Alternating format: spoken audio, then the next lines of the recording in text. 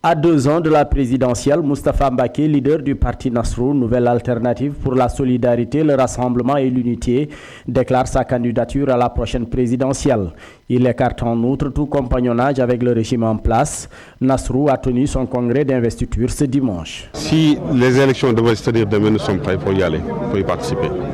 Et le ton est donné. Moustapha Mbacké, président du parti Nasrou, nouvelle alternative pour la solidarité, le rassemblement et l'unité, compte briguer le suffrage des Sénégalais en 2017. Ce fils de Gaïndé Fatma a profité de son congrès d'investiture pour fustiger la gestion du régime en place. La situation politique actuelle au Sénégal est catastrophique. Aujourd'hui, les hommes d'affaires sont extrêmement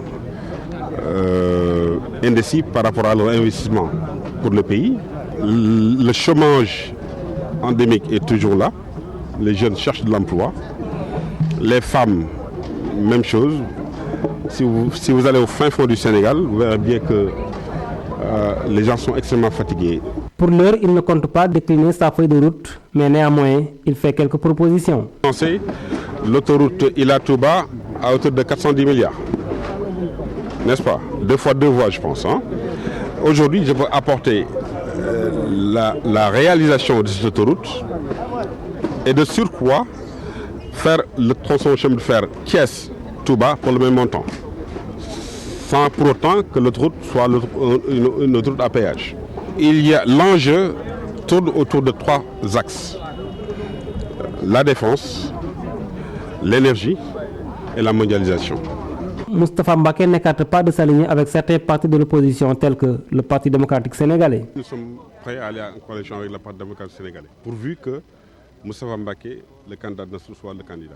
Le président du parti Nasrou écarte toute idée de coalition avec la mouvance présidentielle. Il compte parcourir les 45 départements pour la massification de son parti. Le vent de la contestation pollue l'atmosphère de la gare de Beaux-Maraîchers. À l'origine, une nouvelle taxe imposée aux chauffeurs divise ces derniers qui doutent de la destination des fonds collectés. Et les membres du regroupement rassurent.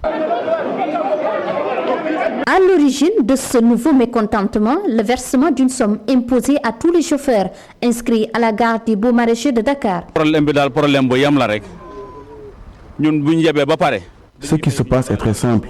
Auparavant, on devait s'acquitter de toutes les commissions dues à la gare, mais depuis 4 jours, il y a des gens qui nous demandent de verser en plus de cette somme, 700 francs, ce qui ne nous convient pas.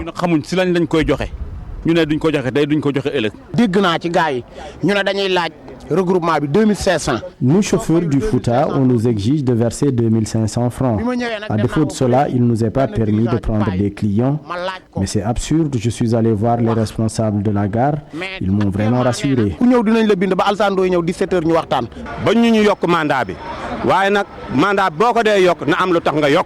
Nous ne sommes pas contre l'augmentation des commissions, mais quand même il fallait d'abord prendre en compte les préoccupations des chauffeurs qui restent des jours sans voir des clients. La dite somme est reversée dans les caisses du regroupement des chauffeurs, une thèse qui ne convainc pas tous. Le regroupement n'a pas à se mêler des cotisations. L'essentiel est que nous soyons en règle avec les gérants de la gare.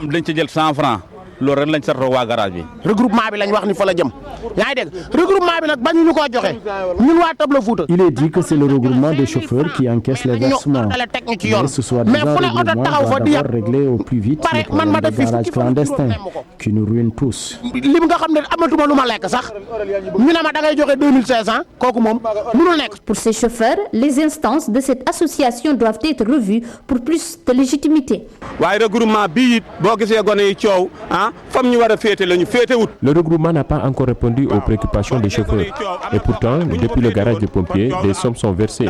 Mais c'est toujours le flou sur l'utilisation qui a été faite de cet argent. Et c'est tout à fait normal que les gens s'offusquent de cette nouvelle disposition.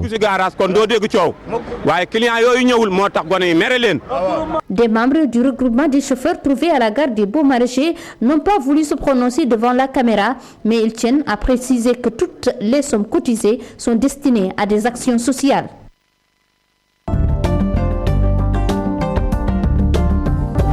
Le gouvernement annonce la distribution de 20 000 gilets de sauvetage aux pêcheurs. Il veut lutter contre l'insécurité en mer. Près de 100 pêcheurs y laissent leur vie chaque année à cause du manque de moyens logistiques. Oumar Gueye, le ministre de la Pêche et de l'économie maritime en tournée en Casamance, a exhorté les pêcheurs à trouver des permis de pêche et immatriculer leurs pirogues. Il y a quelque chose que nous demandons en retour pour les pêcheurs notamment, c'est la sécurité en mer, en les incitant à mettre des gilets de sauvetage.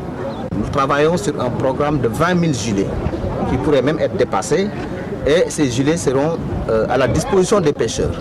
Parce que chaque année, nous perdons 95 pêcheurs en moyenne durant les 4 dernières années. Nous lançons un appel vraiment pathétique à l'ensemble des pêcheurs pour qu'ils mettent les gilets. Les gilets seront à leur disposition, il faudrait qu'ils mettent les gilets pour qu'en cas d'accident en mer, qu'ils puissent nous revenir. Dans la même veine, pour ce que nous attendons des pêcheurs, c'est l'immatriculation des pirogues, extrêmement important. La Banque mondiale accepte de nous soutenir, mais nous a posé un certain nombre de conditions, à savoir l'immatriculation des pirogues, à savoir les permis. Comme les véhicules, une pirogue doit avoir un permis. Donc tout ceci, nous sommes en train donc de travailler pour sensibiliser davantage. À Kafountine, ça s'est beaucoup amélioré. Dans les autres sites, moins. Mais de manière générale, dans la région de Ziguinchor, nous sommes à un peu moins de 50%. Lors de 47% en termes d'immatriculation, c'est encore très faible. 6 ans après sa disparition, Mamadou Dia, ancien président du Conseil, reste toujours gravé dans les mémoires. Le MSU et les anciens compagnons du Maodo ont rendu un vibrant hommage à une référence et un défenseur de la démocratie. Mamadou Dia est décédé à l'âge de 99 ans. 25 janvier 2009, 25 janvier 2015, 6 ans aujourd'hui, Mamadou Dia, ancien président du Conseil sous Senghor, a tiré sa révérence. Comme de coutume, une cérémonie de commémoration de sa disparition a été organisée par son parti, le Mouvement pour le socialisme et l'unité. Depuis le décès de Mamadou Dia, le 25 janvier 2009, Mamadou Dia est parti. La première année suivante, c'est le premier anniversaire, chaque année nous organisons cet anniversaire. Nous l'avons fait d'une manière trop pompeuse à l'université, au centre Lebré, avec des conférences.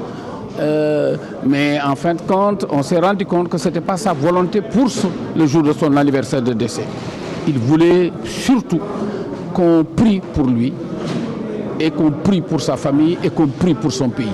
Le ministre d'État Ahmad Dansokho se rappelle d'un patriote pieux et surtout courageux. Sa pensée, c'est la rigueur, l'amour du pays et le courage.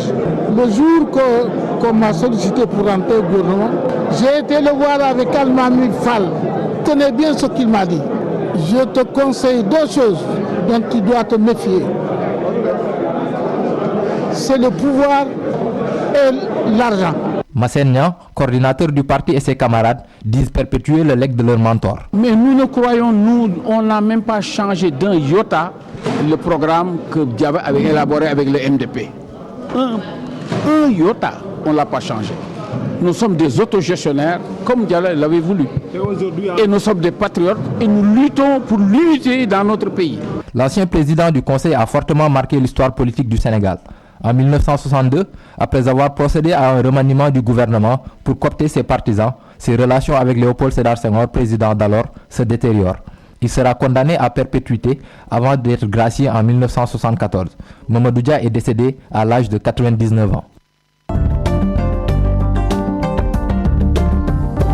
Transair désenclave Tambacounda grâce à sa liaison aérienne. Elle dessert la zone une fois par semaine au bonheur des populations. Le vol inaugural a été lancé ce samedi. La compagnie espère jouer sa partition dans le développement du tourisme. Après Ziguinchor, Cap Skirring, Kolda, Transair fait cap sur Tambacounda. Désormais, une fois par semaine, on peut rallier la capitale du Sénégal oriental. Un vol du nord dans des conditions agréables. Les premiers passagers de cette nouvelle ligne intérieure apprécient. Il faut savoir qu'entre Bakel et Dakar, ça fait à peu près 800 km. Donc nous qui sommes vraiment dans ces régions-là, c'est très très fatigant de se taper 800 km. Donc moi, peu importe pour le prix que j'ai mis, le billet pour aller voir ma mère. Donc, franchement, je suis très fier d'avoir pris le vol intérieur du Sénégal pour la première fois. J'ai déjà pris l'avion plusieurs fois pour aller dans d'autres pays à l'étranger, mais c'était la première fois que je prends ça. Et j'appelle les autorités du Sénégal à vraiment développer ça c'est très très bien. Bon, ici on a l'avantage d'échapper un petit peu à la route, donc très rapidement on a été pris en charge et on a préféré prendre le transport aérien. Et apparemment, on découvre aussi que c'est une nouvelle ligne. Et donc, on a apprécié de faire le vol inaugural avec le ministre.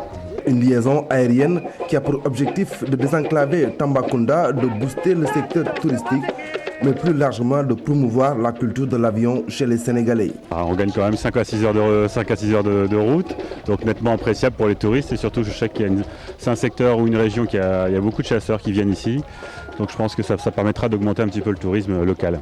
Effort yi Transair def yàgg na ci dina tax ñi Sénégalais yi bëgg am urgence par exemple jóge Dakar Tamba def 1 heure de temps daal di egsi. Et les objectifs de Transair, c'est des vols intérieurs, c'est la culture de l'avion pour les Sénégalais que nous sommes. L'objectif de Transair, c'est de développer également cette culture de l'avion, permettre aux gens d'aller à Tamba, à Kédougou, et à Ziguinchor, à Kolda, par voie aérienne, et dans un même sens également, développer également les aérodromes régionaux qui restent sans trafic. En perspective, Transair souhaite desservir toutes les 14 régions du Sénégal, mais aussi la compagnie va s'ouvrir à la sous-région ouest-africaine.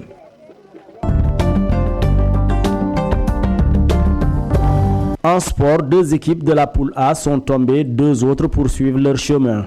Le Burkina Faso a été éliminé par le Congo dirigé par l'entraîneur Claude Leroy.